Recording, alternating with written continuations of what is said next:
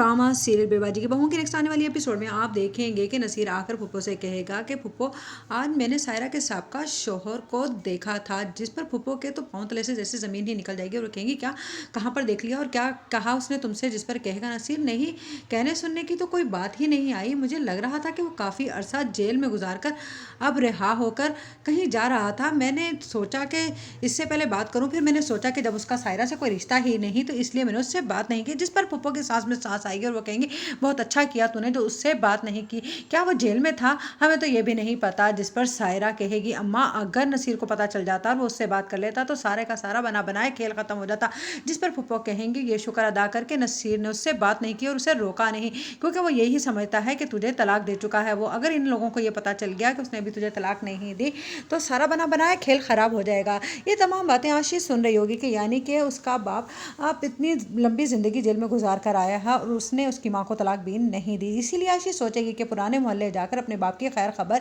भी ले ही आए, कहीं उसको उसके बाप का पता ही मिल जाए। वो बगैर बताए घर से चली जाएगी। उधर आप देखेंगे कि जमाल कहेगा वासिफ से कि यार कभी इंसान अपने बड़ों को भी पूछ लिया करता है, जिस पर वासिफ शर्मिंदा सा हो जाएगा, जिस पर कहेगी